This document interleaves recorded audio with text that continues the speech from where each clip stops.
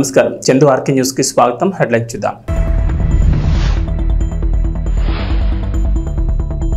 తెలంగాణలో కేంద్ర ప్రభుత్వం మరో శుభవార్త. 10 నగరాల్లో 30 స్టేషన్ల ఏర్పాటుకు గ్రీన్ సిగ్నల్ ప్రకటించిన కేంద్ర మంత్రి అశ్విని వైష్ణవ్.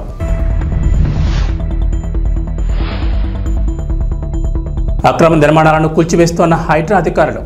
మర్రి మారుతి విద్యా సంస్థలకు నోటీసులు జారీ. ఆధారాల ఆధారంగా ముందుకెళ్లాలని హైకోర్టు సూచన.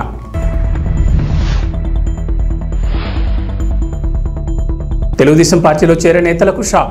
చంద్రబాబు సంచలన నిర్ణయం.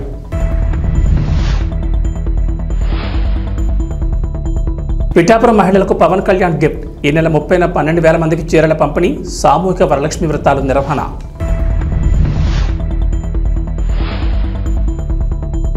ఆంధ్రప్రదేశ్కు వాతావరణ శాఖ హెచ్చరిక. రాష్ట్రంపై అల్పపీడనం ప్రభావం. భారీ నుంచి అతి భారీ వర్షాలకు ఛాన్స్. తెలంగాణకు నరేంద్ర మోడీ సర్కార్ మరో శుభవార్త వినిపించారు. నరేంద్ర మోడీ అధ్యక్షతన జరిపిన మంత్రివర్గ సమావేశంలో కీలక నిర్ణయాలు తీసుకున్నారు. అందులో తెలంగాణకు national industrial corridor development programme కింద జహీరాబాద్లో ఇండస్ట్రియల్ స్మార్ట్ సిటీని కేటాయించగా మరో గుడ్ న్యూస్ కూడా వినిపించింది. దేశంలో కొత్త FM రేడియో స్టేషన్ల ఏర్పాటుకు కేంద్ర మంత్రివర్గం ఆమోదం తెలిపింది. ఈ మేరకు దేశంలోని 234 నగరాల్లో మొత్తంగా 730 ప్రైవేట్ FM స్టేషన్ల ఏర్పాటు కోసం త్వరలోనే ఈ వేలం నిర్వహిస్తామని కేంద్ర సమాచార ప్రసార రైల్వే శాఖ మంత్రి అశ్విని వైష్ణవ్ తెలిపారు. కేబినెట్ సమావేశంలో తీసుకున్న నిర్ణయాలను మీడియాకు మంత్రి అశ్విని వైష్ణవ్ తెలిపారు. మాతృభాషలో స్థానిక కంటెంట్ను పెంచడంతో పాటు కొత్త ఉపాధి అవకాశాలను సృష్టించడంలో భాగంగా టైర్ 2, టైర్ 3 నగరాలకు FM రేడియోను తీసుకెళ్తామని వెల్లడించారు. స్థానికంగా ఉన్న ప్రతిభను దృష్టిలో ఉంచుకుని ఈ ప్రాజెక్టును రూపొందిస్తామని మంత్రి వెల్లడించారు. ఇందులో భాగంగానే తెలంగాణలోని 10 నగరాల్లో 30 FM స్టేషన్ల కోసం ఈ వేలం నిర్వహించేందుకు కేంద్ర మంత్రివర్గం ఆమోదం తెలిపింది. చెరువులు, FTL, బఫర్ జోన్ ప్రాంతాల్లో అక్రమాలపై హైడ్రా ఉక్కుపదం మోపుతోంది. హైడ్రా పేరు వింటేనే అక్రమార్కుల గుండెల్లో రైళ్లు పరిగెడుతున్నాయి. ఈ క్రమంలో పలువురు తమ భవనాలను ఎక్కడ కూల్చివేస్తారోననే భయంతో కోర్టులను ఆశ్రయిస్తున్నారు. తాజాగా బీఆర్ఎస్ ఎమ్మెల్యే మర్రి రాజశేఖర రెడ్డికి చెందిన మర్రి ఎడ్యుకేషనల్ సొసైటీ, మారుతి ఎడ్యుకేషనల్ సొసైటీలో కోర్టులో పిటిషన్లు దాఖలు చేశాయి. ఈ పిటిషన్ బుధవారం విచారణ చేపట్టిన తెలంగాణ ఉన్నత న్యాయస్థానం మర్రి మారుతి ఎడ్యుకేషనల్ సొసైటీల భవనాల కూల్చివేత వ్యవహారంలో నిబంధనల ప్రకారమే ముందుకెళ్లాలని హైడ్రా రెవెన్యూ అధికారులకు ఆదేశాలు జారీ చేసింది. ఈ విద్యా సంస్థల భవనాలను అక్రమ నిర్మాణాలుగా పేర్కొంటూ MRO ఇచ్చిన నోటీసులనే షోకాజ్ నోటీసులుగా పరిగణించి వాటికి సంబంధించిన ఆధారాలను సమర్పించాలని పిటిషనర్లను ఆదేశించింది. మేడ్చల్, మల్కాజ్గిరి జిల్లా దొండిగల్ మండలంలోని చిన్నదామెర చెరువులో మర్రి మారుతి విద్యా సంస్థలకు చెందిన భవనాలను చెరువులను ఆక్రమించి నిర్మించారని, వాటిని తొలగించాలంటూ తహసీల్దార్ ఆగస్టు 22న నోటీసులు జారీ చేశారు. ఈ నోటీసులను సవాల్ చేస్తూ 2 విద్యా సంస్థలు వేర్వేరుగా పిటిషన్లు వేశాయి. తెలుగుదేశం పార్టీలో చేరేవారికి ఆ పార్టీ అధినేత నారా చంద్రబాబు నాయుడు షాక్ ఇచ్చారు. ఏపీలో పార్టీ అధికారంలోకి వచ్చినప్పటి నుంచి ఇతర పార్టీల నుంచి భారీగా వలసలు కొనసాగుతున్నాయి. మరీ ముఖ్యంగా వైఎస్ఆర్సీపీ నుంచి భారీగా నేతలు, ఎమ్మెల్యేలు, ఎంపీలు, ఎమ్మెల్సీలు సైకిల్ ఎక్కుతున్నారు. భవిష్యత్తులో మరికొందరు నేతలు కూడా వచ్చే అవకాశాలున్నాయనే వార్తలు జోరుగా సాగుతున్నాయి. ఈ క్రమంలోనే చంద్రబాబు సంచలన నిర్ణయం తీసుకున్నారు. పార్టీలోకి వచ్చేవారు ఎవరైనా సరే తమ పదవులకు రాజీనామా చేసిన తర్వాతే పసుపు కండువా కప్పుకోవాలని షరతు విధించారు. తెలుగుదేశం పార్టీలో చేరికలపై చంద్రబాబు కీలక వ్యాఖ్యలు చేశారు. టీడీపీలో చేరేందుకు ఎవరు సిద్ధమైనా రాజీనామా చేసిన తర్వాతే రావాలని కొత్త షరతు పెట్టారు. వ్యక్తిత్వం ఆధారంగానే పార్టీలో చేరికలుంటాయని చంద్రబాబు తేల్చి చెప్పారు. రాజకీయాల్లో ఎంతటి వారైనా విలువలు పాటించాలని ఈ సందర్భంగా తెలుగుదేశం పార్టీ అధినేత సూచించారు.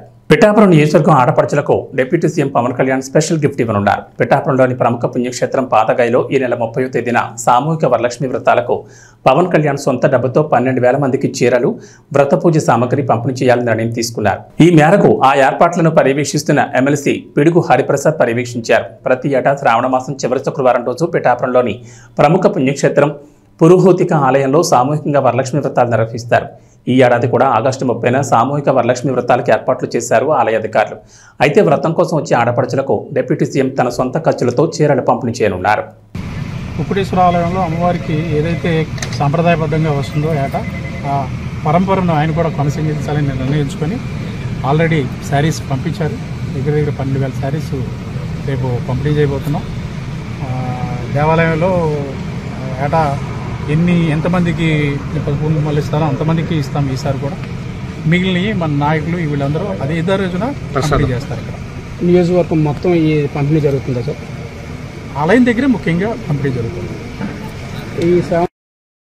ఎగువన మహారాష్ట్ర, కర్ణాటకలోని కృష్ణానది పరివాహక ప్రాంతాల్లో భారీ వర్షాలతో ఆల్మట్టి, నారాయణపూర్, చూరాల మీదుగా శ్రీశైలం జలాశయానికి భారీగా వరదొస్తోంది. దీంతో శ్రీశైలం గేట్లెత్తి స్పిల్వే ద్వారా 2.27 లక్షల క్యూసెక్కుల నీటిని విడుదల చేస్తున్నారు. ఎగువ నుంచి 3.11 లక్షల క్యూసెక్కులు రావడంతో కుడి ఎడమ కేంద్రాల్లో విద్యుత్ ఉత్పత్తి కొనసాగుతోంది. విద్యుత్ ఉత్పత్తి ద్వారా 68,807 క్యూసెక్కులు విడుదలవుతోంది. దాదాపు 3 లక్షల క్యూసెక్కుల ప్రవాహం నాగార్జున సాగర్ ప్రాజెక్టుకు చేరుతోంది.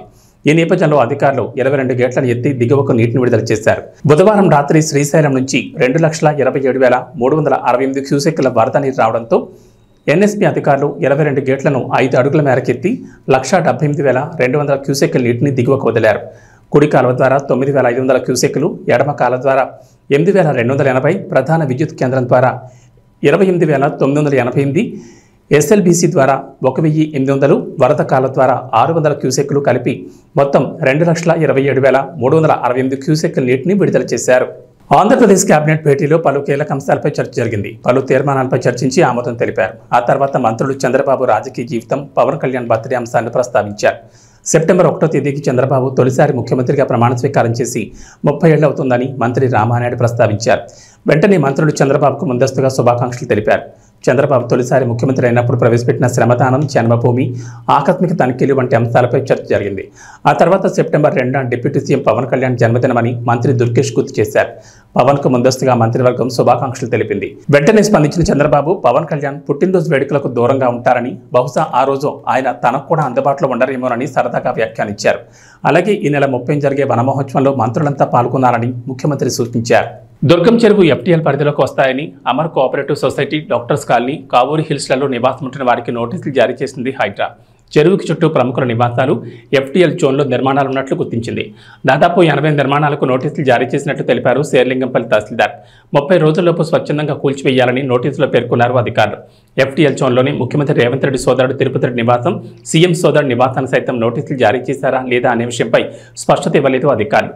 Sector colony, doctors colony, Amar cooperative society, Kavuri హిల్స్లోని కొన్ని నివాసాలకు నోటీసులు జారీ చేశారు. మాదాపూర్లోని Amar society, Kavuri hills colony వాసులకు హైడ్రా నోటీసులు ఇవ్వడం కాలనీ వాసులు ఆందోళనకు గురవుతున్నారు. అమర్ సొసైటీ కాలనీకి 1995 హుడా లేఅవుట్ అనుమతి ఉందంటున్న కాలనీ వాసులు ప్రతి ఇంటికి పర్మిషన్ తీసుకుని నిర్మాణం చేసినట్టు తెలిపారు. హుడా మున్సిపాలిటీ అనుమతితోనే ఇళ్లు నిర్మించుకున్నామని కాలనీవాసులు అంటున్నారు. ఇప్పుడు సడన్ గా హైడ్రా నోటీసులు జారీ చేయడం పట్ల ఆగ్రహం వ్యక్తం చేశారు. అందరి ఇండ్లకు F1 రాసిన అధికారులు సీఎం రేవంత్ రెడ్డి తమ్ముడు తిరుపతి రెడ్డి ఇంటికి మాత్రం రాయలేదు. నేను అమర్ కోఆపరేటివ్ సొసైటీలో ఉంటున్నాను. మా లేఅవుట్ వచ్చి 1995లో అప్రూవ్డ్ అండి. We took permissions in 1996 and 97 and ఇల్లు కట్టుకున్నాము. అప్పటి నుంచి వీఆర్ పేయింగ్ ట్యాక్సెస్.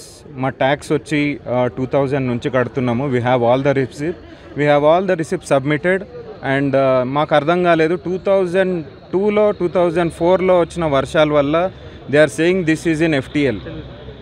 ఇది ఎఫ్టీఎల్లో ఉందని చెప్తున్నారు, కానీ ఇది ఎఫ్టీఎల్లో లేదండి. మేము కట్టుకున్నప్పుడు ఎవ్రీథింగ్ అన్ని పర్మిషన్స్ ప్రాపర్గా తీసుకొని లేఅవుట్ అన్నీ చెక్ చేసుకొని కట్టుకున్న బిల్డింగ్ అండి ఇది. There are so many loans కూడా తీసుకున్నాము. లోన్స్ కూడా అవైలబుల్ ఉన్నాయి. ఇన్ని రోజుల నుంచి ట్యాక్సెస్ కడుతున్నాము, ఇన్ని రోజుల నుంచి వాటర్ బిల్ కడుతున్నాము, రోడ్స్ అన్నీ ఉన్నాయి. ఎక్కడ కూడా వాటర్ ఆగకుండా పైప్ లైన్ సిస్టమ్ ఉంది. ఇప్పుడు గవర్నమెంట్కి నేను ఒకటే రిక్వెస్ట్ చేసేది ఏంటంటే, మీరు మళ్ళీ ఆలోచించండి. మాకు వచ్చిన నోటీస్ మీరు ఒకసారి మళ్ళీ ఆలోచించి, వాల్టా చట్టం కూడా ఎప్పుడంటే 2002లో వచ్చింది. మా బిల్డింగ్ 2000 సంవత్సరం నుంచి ఉంది. 1995 పర్మిషన్ మాది. ఉన్నటువంటి మాదాపూర్ రాయదుర్గం చెరువు యొక్క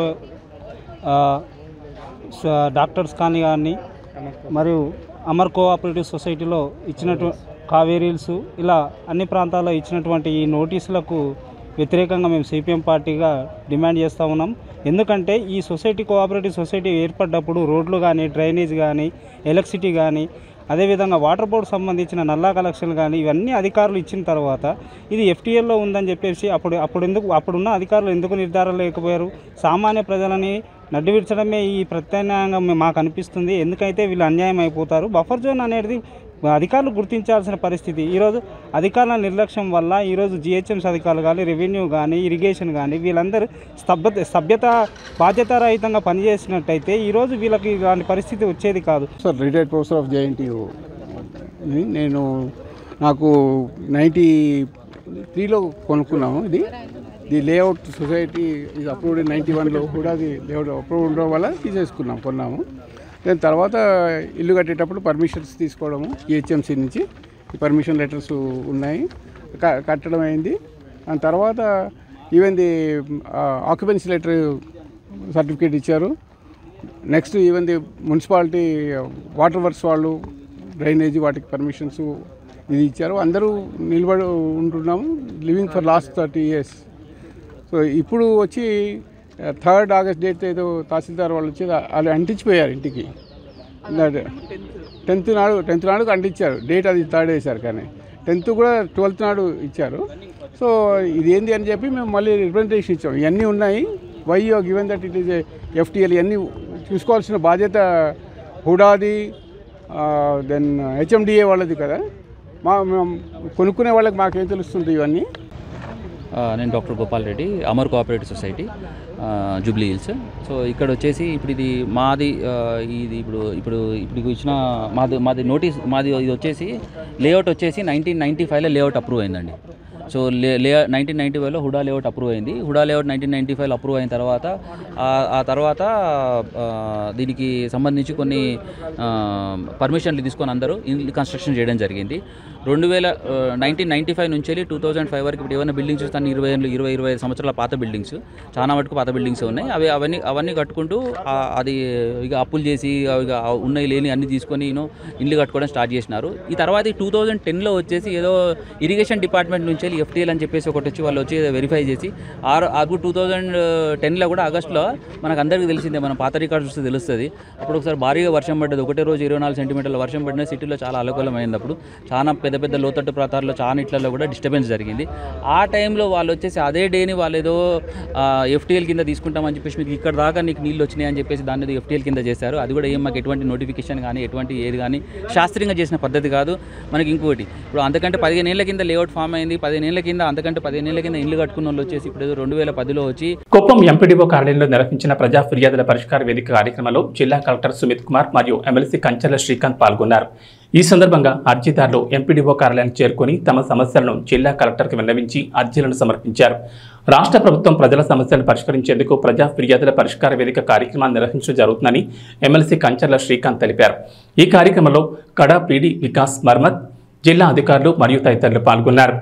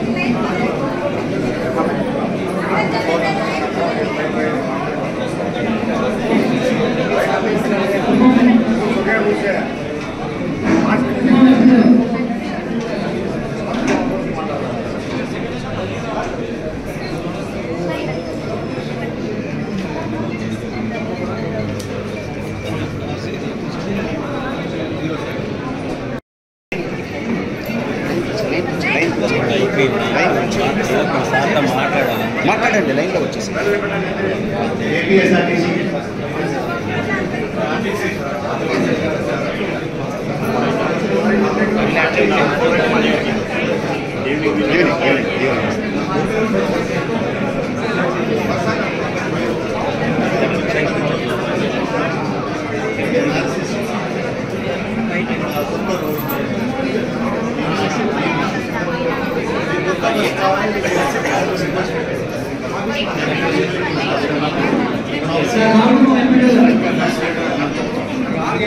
సార్ ఒప్పుకుంది మళ్ళీ సార్